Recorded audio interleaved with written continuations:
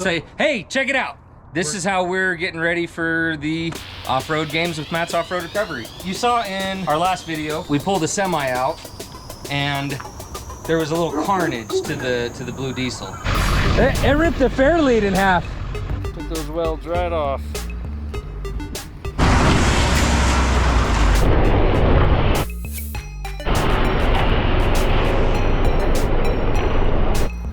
Oh man, that was with a soft shackle?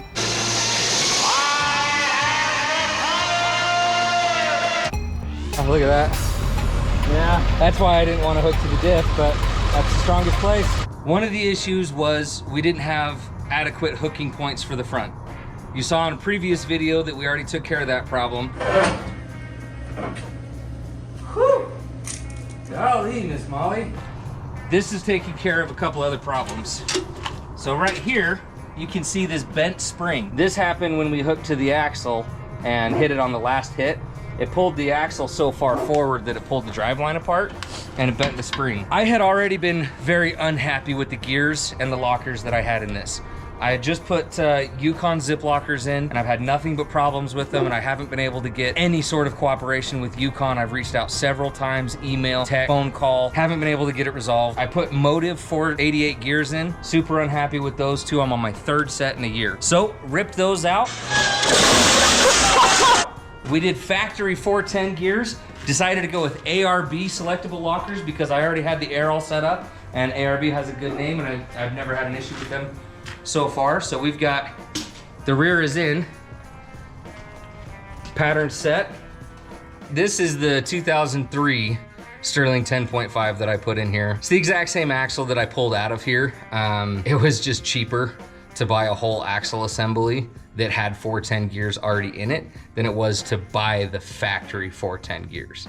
So I picked this up from a wrecking yard. Gears were in great shape. I went that route because it's really easy to swap these axles around. Because I am losing the truss that I had on there from Barnes 4x4. I will replace that because I really like their trussing, but I went ahead and welded up the axle tubes. Fords only have these plug welds. That's the only thing they have holding these axles tubes in the differential on. And I've actually popped these plug welds out once. So I went ahead and welded the axle and I'm sure I won't have an issue with it again. We got the ARB air locker in here. Just got it all set up, ran the pattern's good. We ran a real short line straight out the corner, so it should be nice and easy to not catch on the gears and protect itself.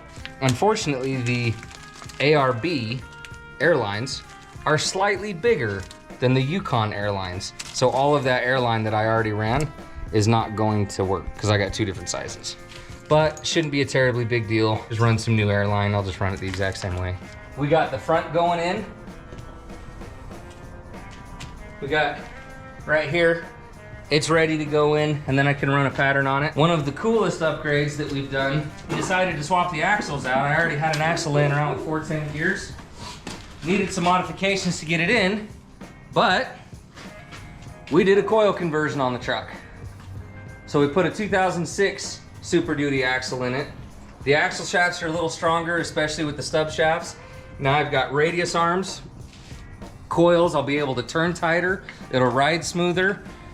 Should be a huge upgrade all the way around. Getting ready for the record games. Here we got less than a week and I still have a lot of work to do. Here, you come back here, you can see how big of a pain in the butt these axle swaps have been. Because you got Lunchbox here as a reference for size. All right. Emotional damage.